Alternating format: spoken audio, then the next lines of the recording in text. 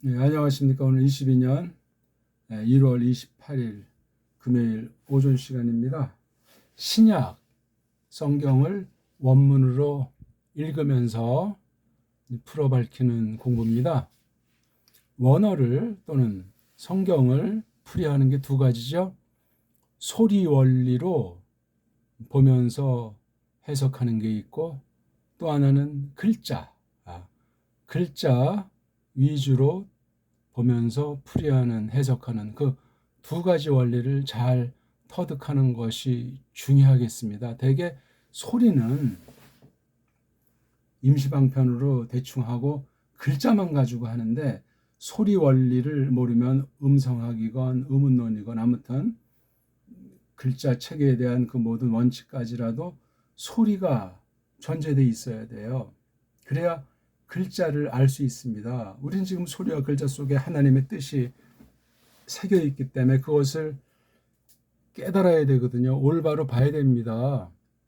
그냥 마구잡이식으로 지금 자기 언어관, 자기 우리나라 말관 그런 정도로 쓱싹해서 그냥 뭐 그럴싸한 소리로 이단 사이비 같은 헛소리만 하지 않으면 된다는 식으로 원어 성경을 대하는 수가 퍽 많습니다. 또 조금 눈뜬 사람은 서양 애들이 해놓은 방식 가지고 절대인양 그 범주를 못 넘어서는 채로, 그리고 원문을 할수록 사대주의 신학, 맞는지 그런지 무작정 그냥 서양을 따르는 그런 어리석음을 범할 수 있습니다. 자, 우리 1장 1절 15시간 하고 오늘 16시간째 1장 2절부터 한번 또 성경을 마태복음부터 아주 기초 중에 기초를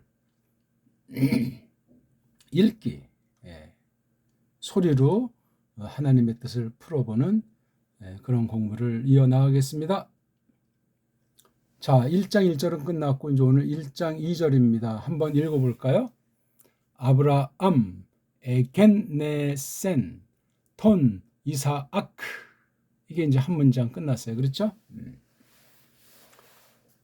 아브라함에게 넷센 톤 이사아크, 네 단어. 그렇죠?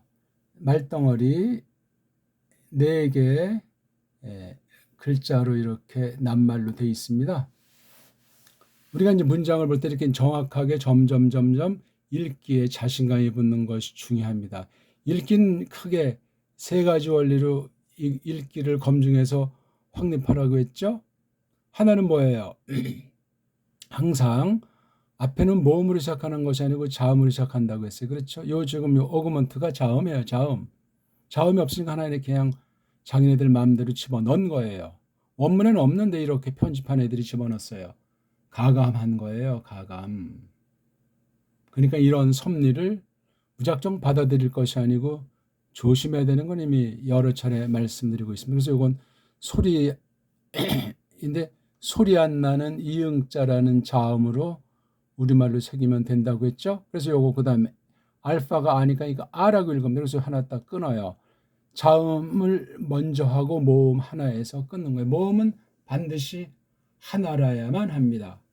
이게 지금 자음 오 읽기, 음절 읽기예요. 그다음에 자음하면 하나를 끊습니다. 그렇죠? 그래서 그다음 자음 모음 사이 또 하나 끊죠. 라. 그다음 여긴 또 이렇게 모음으로 시작하니까 불완전한 거예요. 그러니까 여기 이런 표시를 해가지고 원래 이제 이런 어구먼트를 써야 되는데 액센트 표시를 짬뽕을 한 거예요. 그래서 라암 이렇게 읽는 거 한 가지가 굉장히 중요해요. 그다음에 이거 마지막은 이제 자음으로만 이렇게 끝나는 건 받침이 발달 안 돼 있으니까 성경 원어는 그래서 그냥 슬쩍 이제 넣는 것을 이렇게 하면 안 되고 의자라는 모음 넣었으니까 무도 안 돼요. 그냥 그래서 발음이 불확실한 발음이 되는 거예요. 아브라함. 그래서 그 뒤에까지 계속 연독을 해나가는 버릇이 자연적으로 형성이 되더라. 이 얘기는 뭐 다 이미 말씀드렸죠. 이렇게 읽는 게 있고 또 하나는 이제 낱말, 어근, 말뿌리 중심으로 또 한번 읽어야 돼요. 이렇게 자모 읽기. 그 다음에 여기 아브가 이게 구약을 볼 때 구약을 알아야 돼요. 음역한 거니까 아브자에다가 람 또는 라함. 처음에는 람이지만 나중에 라함이 됐잖아요. 요거 하나 추가가 됐죠. 해가. 그래서 아브 하고 이렇게 끊고 그다음에 람 이걸 단번에 그래서 두 단어가 합성된 두 낱말이라고 하는 것을 아는 읽기가 돼야 돼요. 간단치 않습니다.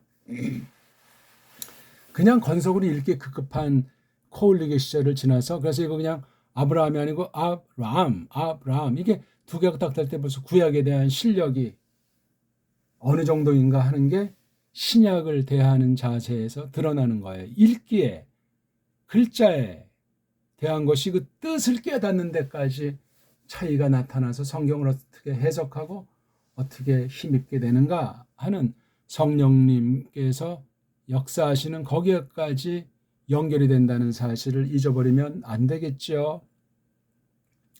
그 다음에 이제 덩어리 읽기, 세 덩어리 읽기 있지 않습니까? 그렇죠?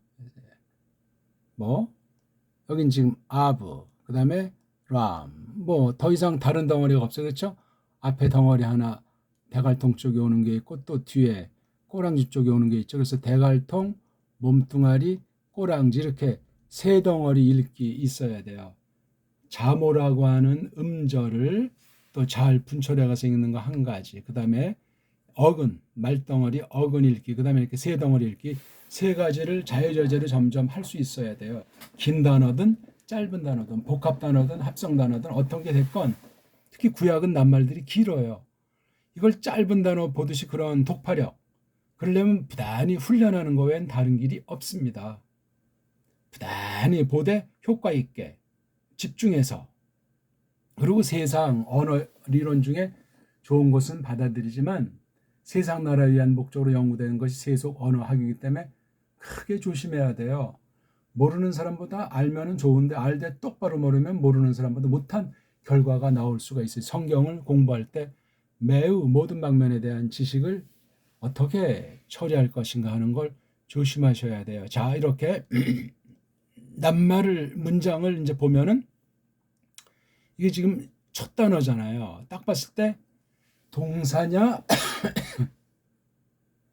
명사냐 하는 것을 딱 빨리 구분할 수 있어야 되겠습니다. 아브람. 그다음 에겐네 센 이렇게 나오잖아요. 두 번째 단어가 딱 봤을 때 동사냐 동사 아니냐 힘을 길러야 되겠습니다. 벌써 이게 n자로 끝났으니까 확대하면 센자로 끝났으니까 이게 그다음 앞에 몸뚱아리 앞에 대갈통에 애자가 있으니까 과거계통 동사란 말이에요. 동작이 이미 끝난 사실을 어떤 방식으로 끝났건 지금 시간이 지난 지금의 처지에서 바라보고 말하고 있는 거예요. 쓰고 있단 말이에요.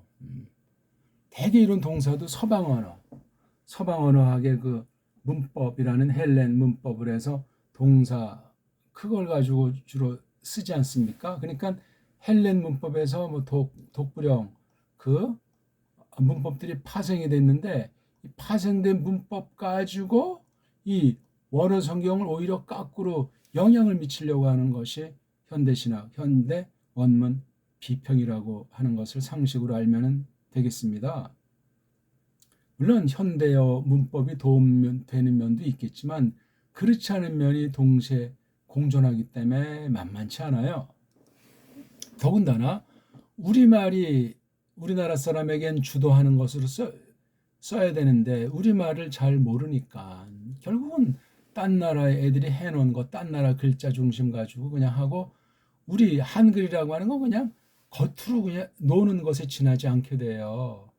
그럼 벌써 신학에 주권도 없고 줏대도 없고 그냥 끌려다니는 거예요. 본의 아니게.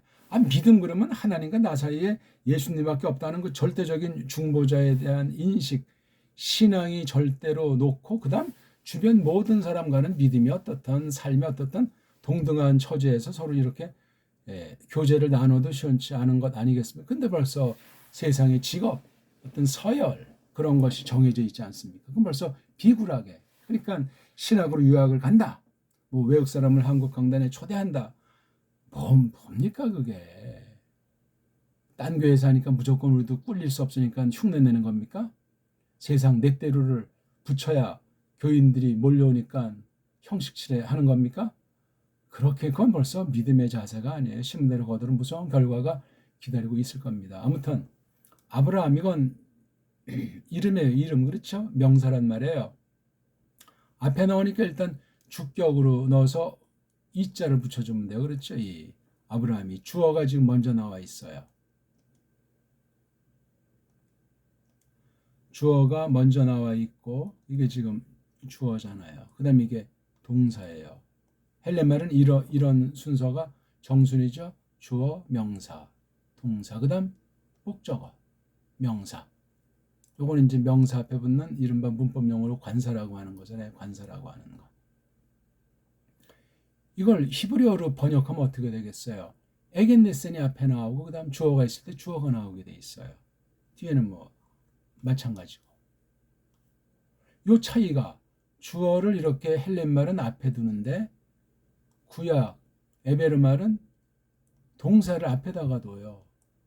이 차이가 작겠습니까? 커요. 훨씬 더 구약 원어는 아주 결정적이에요. 다른 변질 내지 곡해 여지를 가로막는 거예요. 동사가 앞에 떡하니 있어가지고 주어가 어떻게 한다, 무엇이다 하는 그 결론이 이미 다 나와 있는 거예요. 다른 결론은 요지부동이에요.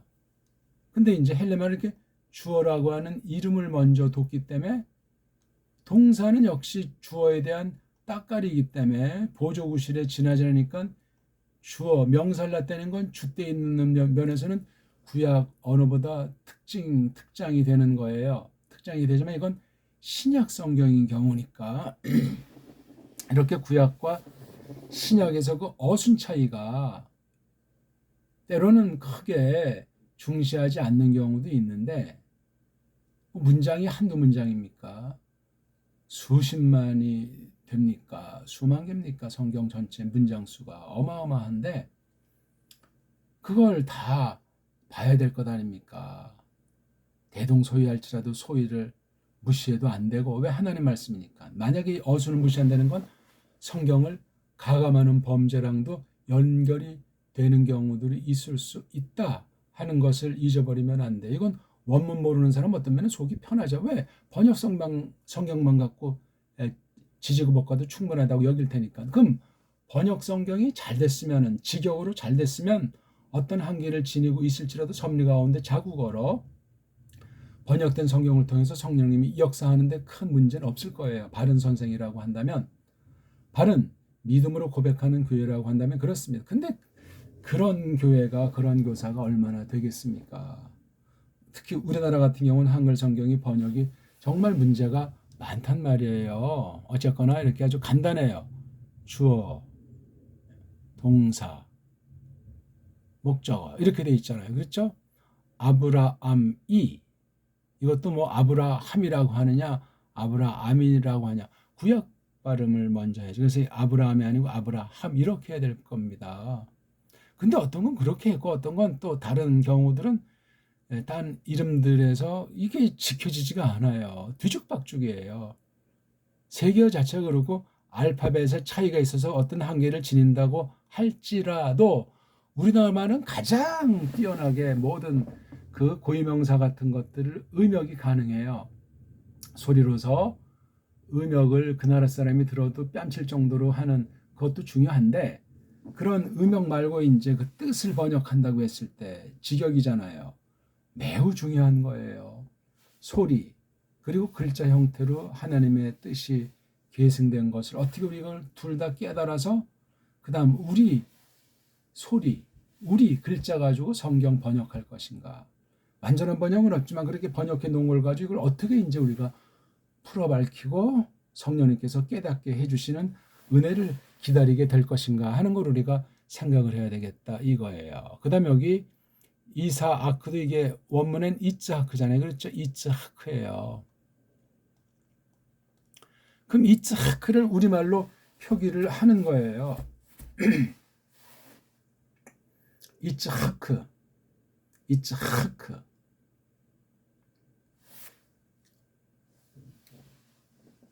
이걸 그냥 이삭 미국 하든 아이작 뭡니까 이게 구약 발음을 완전히 아는 사람은 없죠. 왜? 원본도 없고 모음보도 없었으니까.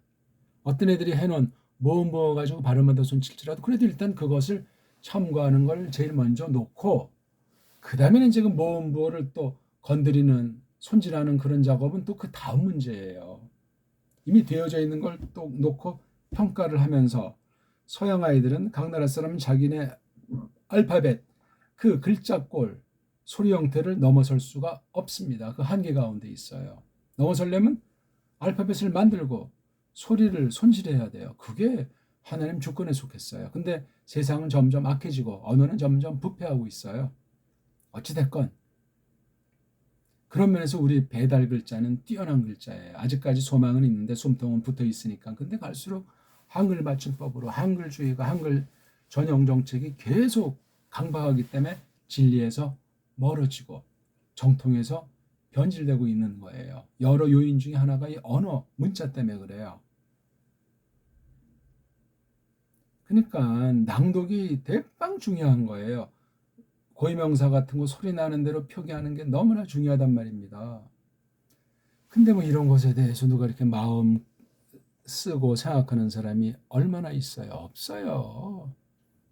그냥 결과주의에 사람 앞에서 그냥 으쓱하는 주의에 다 빠져서 흘러가기 때문에 최후 심판의 그날은 뭐 나중이라는 심산이란 말이지 그런 믿음은 없어요. 그건 좋은 믿음이라고 말하지 않습니다. 어쨌거나 그래서 여기 아브라함 그다음 그 이사 이게 동일 인물은 아니고 다른 인물이에요. 그렇죠? 예.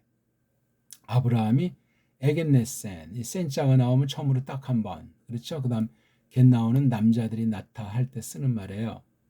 처음으로 딱 한 번 역사상 실제로 낳다. 누구를? 그 뭐죠? 온 남자 하나를 그 남자 하나를 동격이 누구죠? 이츠하크잖아요. 이츠하크를 그냥 줄줄이 설명해 나가는 대로 그냥 뜻을 새기면 돼. 그래서 아브라함 에겐네센 톤 이사아크 자꾸 읽다 보게 되면 이 어순 체계나 이 말덩어리 체계가 몸에 배요. 소리 원리로 해야 배요. 소리 원리로 암기식 말고 따지는 식 말고 나머지는 이런 뭐 공부하는 방법에서 각자에게 좀 장점들이 있으니까 그때 이제 자기가 수립해 들어가면 돼요. 기본 골격을 연마할 때는 정말 절두절미우직스럽게 일반 은총을 잘 전제하고 자기네 나라 말을 잘 깨달으면서 특히 성경 계시 언어의 특장들을 잘 살려서 하면은 되겠습니다.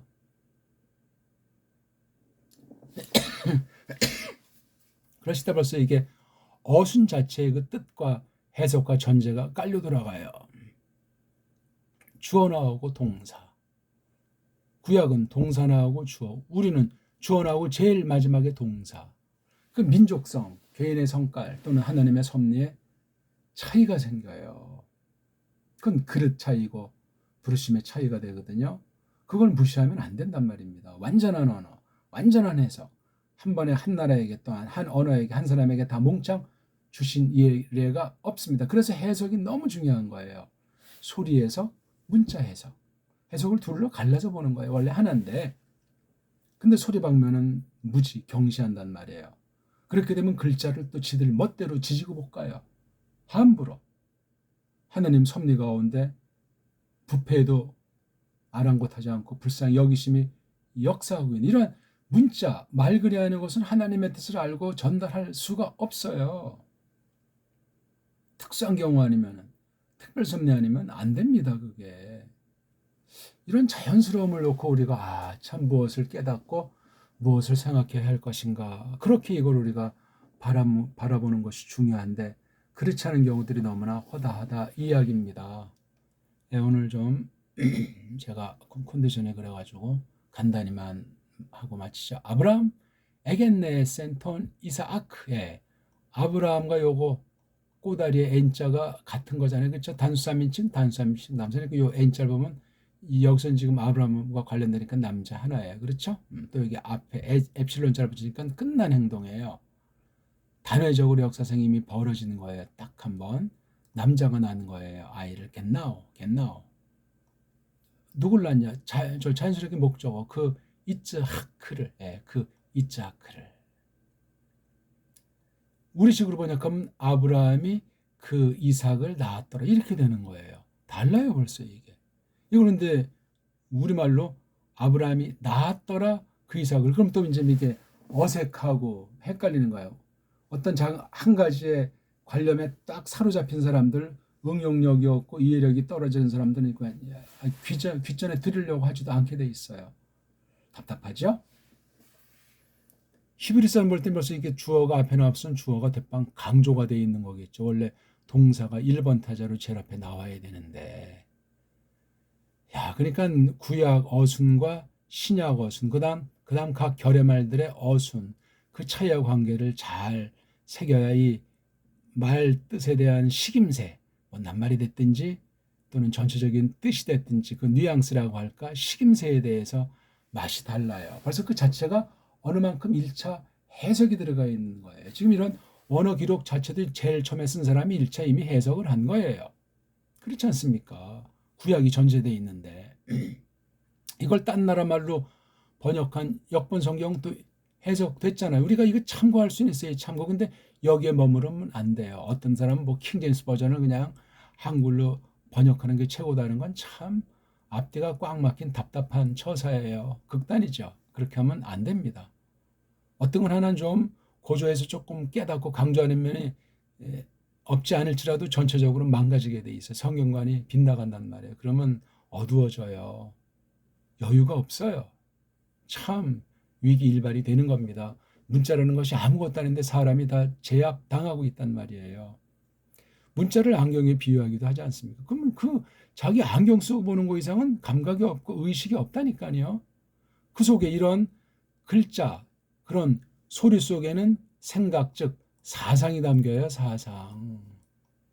소리나 문자가 장난이 아니고 사상, 생각이 들어간다니까요. 그래서 그 사람에게 어떤 사상 체계가 언어 공부를 통해서, 언어로 되어 있는 글을 읽음을 통해서 형성되는 건 자연스럽지 않습니까?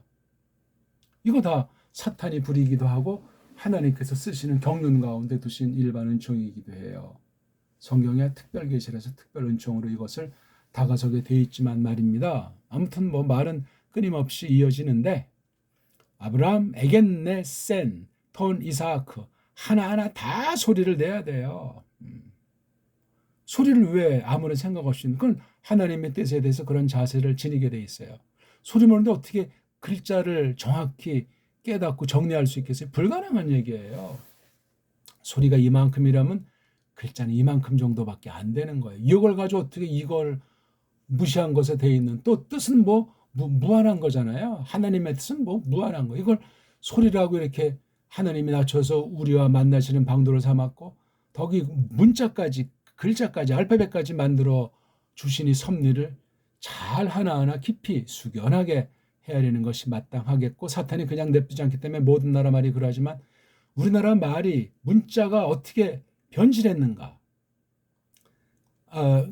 우리나라 말글의 역사가 어떻게 되는가 하는 걸 잘 살펴봐야 되겠습니다. 무조건 옛날 무슨 다 뻥이다, 각색한 엉터리 역사 문헌이다, 그러면 그 사람 뭐 지구를 떠나야지 뭐 아무런 생각할 필요가 없잖아요. 자기 자신의 존재까지도 부정하는 자인데. 딴 나라는 없는 역사를 가공으로 만든 것들이 무지하게 많아야 강대국일수록 우린 찬란한 것까지 다 부정하잖아요. 속아서 그래요. 딴 나라에 눈치 보고 압도당해서 사대주의 노예 근성 때문에 그렇게 돼 있는 거예요. 물론 가짜 문헌도 있겠죠. 그런 건 골라내면 돼. 이렇게 자꾸 하나하나 배우고 깨달아 나가면은 어차피 세상은 속임과 거짓이 꽉 차 있으니까 그런 건 상식이죠. 신학의 세계에서도 마찬가지예요. 외국에 얼마나 많이 거짓 문서, 최근에 건데 옛날에 있다고 이렇게 속이고 그런 물건을 만들어내기도 하고, 두는 멀쩡히 뜨고 속아 넘어가고 사기당하는 일들이 우리 뭐 전화 사기만 하더라도 얼마나 비일비재합니까? 이 언어 사기는 최고의 사기예요. 언어 사기는 역사 사기, 철학, 사상 사기로 이어지기 때문에 이 문자 사기, 언어 사기는 정말 돈을 부릅뜨고 지켜야 돼요. 그러니까 강한 나라들은 엉성하지만 자기네 나라 문자에 대해서, 언어에 대해서 정말 매우 강렬해요. 우리나라 같이 이렇게 허접스러운 결례가 있을까 할 정도로 최고의 문자를 받았는데 엉망진창인 거예요. 그러니까 우리 안에 매국노들, 앞잡이들이 너무나 많은 것 같아. 알고 하건 모르고 하건. 딴 나라 문자도 좋은 건 우리가 높이고 배우는데 우리 걸 모르고서는 어떻게 분별하겠는가 이거예요. 이 신학에 연결되지 않습니까? 신학에. 신학 언어. 독불형이 압도적으로 해왔잖아요. 에베르말, 헤레스말, 라틴을 놓고 말입니다. 이걸 우리 한문, 우리 언문 가지고 이걸 충분히 제어할 수 있다니까요. 독불형이라고 하는 것만 잘 우리가 기본 골격만 잘 공부하면 그렇게 되는 거예요. 그래서 아브라함, 에겐네센, 톤, 이사크 이렇게 정확히 읽을 수 있는 결례들이 없어요. 단연코 말씀드린다니까.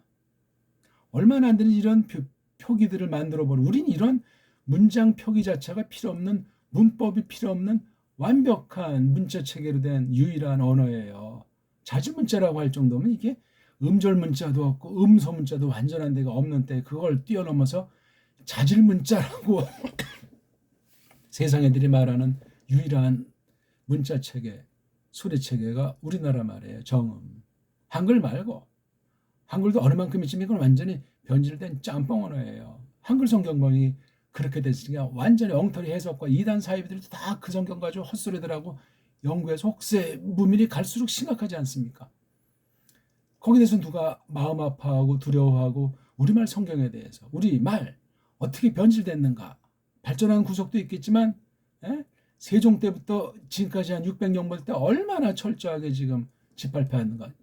최근 한 100여 년 150년 사이에 완전히 다른 언어가 되다시피 하고 있습니다. 이게 현대 보면 간판들 모든 데 전부 완전히 라틴 알파벳, 서양 알파벳으로 도배하고 있잖아요. 세계 흐름이 이래요. 제2의 바벨탑을 세우려고 하는 듯하다 그 말입니다. 종말이고 무서운 심판이 진행되는 중에. 그러니까 이번 코로나 하나도 확 전 세계 번지는데 언어가 통일되다시피 하니까 얼마나 빨라요 이게. 좋은 일에도 빠를 수 있지만 범죄에도 빠르게 될 수 있다는 사실을 입증한 사건이 2년째 지금 2년 넘게 계속되고 있는 거예요. 조심할 일이에요. 그러니까 온 세계 배교가 빨라요. 거짓 성경 해석이 빨리 전파된다고요. 바른 진리는 정말 누가 알아주지도 않고 알아달래는 것도 없지만 완전히 짓밟히고 무시당하는 때예요. 뭐 짓밟힌다고 해서 뭐 짓밟히는 의식을 갖지도 않지만 안타까운 일이고 두려운 일이라 그 말씀입니다. 자, 오늘 아무튼 어순, 음역과 어순에 대한 우리가 고려할 점들을 조금 생각해 봤고 이 문자라는 것이 소리와 글자로 되어 있기 때문에 소리의 세계를 알아야 문자의 세계를 안다. 그걸 잘 숙고하고 우리 말을 돌아보자 하는 말씀을 드렸습니다. 자, 오늘 얼만큼 도움됐나 모르겠습니다. 고맙습니다.